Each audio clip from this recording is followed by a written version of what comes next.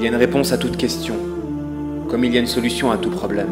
Alors non, Évrard, il existe bel et bien une explication aux interrogations légitimes qu'en notre conscience tu sèmes. Sache que dans une divine tradition, le Créateur présenta à notre Père Édem toute sa progéniture dont les uns malheureusement possédaient des handicaps et des malformations, à l'étonnement du Père de la race humaine. Édem contempla ces malheureux et ces mutilés. Et à la vue du lépreux, de l'aveugle qui font, il est vrai, au cœur de la peine, il s'écria auprès d'Allah, pourquoi toutes ces inégalités? En essuyant de la part du roi des rois une réponse souveraine. C'est pour que mes serviteurs se montrent reconnaissants, en voyant l'ampleur de mes grâces mondaines. Car celui qui, à l'endroit d'une épreuve, sait se montrer patient, démontre effectivement qu'en sa poitrine, c'est seulement le Tout-Puissant qui règne. Alors saisis que le mal ici-bas ne doit pas être observé indépendamment. Car inscrit dans la globalité, il devient un bien s'il répond à une logique saine.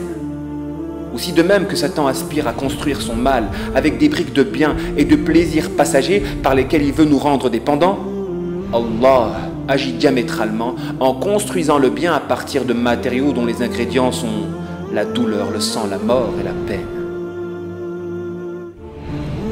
Aussi, si les gens voient du mal sur terre, de l'injustice et de l'inégalité, ces dernières ne se trouvent en réalité que dans un regard de colère et de haine, à l'endroit de celui qui a dit à la plume d'écrire le livre de la destinée, dans lequel se trouvent les variétés et les discontinuités nécessaires à l'épreuve de la race humaine. Comprends que c'est seulement quand l'homme s'égocentrise qu'il observe son créateur de manière hautaine, en faisant de lui le bouc émissaire de ses tristesses que le démon attise, de sorte de camoufler lâchement les forfaits qui sont à l'origine de tous les malheurs qui le gangrènent.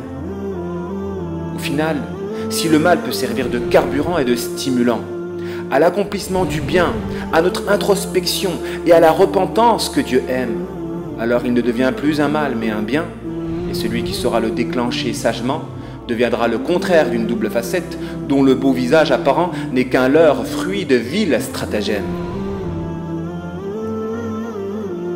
Il existe par conséquent, mon frère, des gens sages à la beauté intérieure et dont le laid visage apparent n'est qu'un leurre fruit de ruses saines. S'arrêter à la forme des choses n'est par conséquent qu'une grossière erreur, dans laquelle souvent la masse tombe par suivisme de celui qui circule dans les veines. Non, non, jamais Allah ne sera injuste envers ses serviteurs. Lui qui s'est interdit l'injustice à lui-même.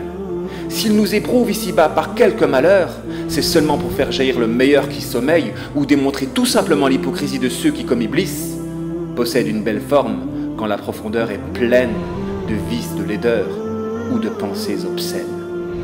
Ou de pensées obscènes. Ou de pensées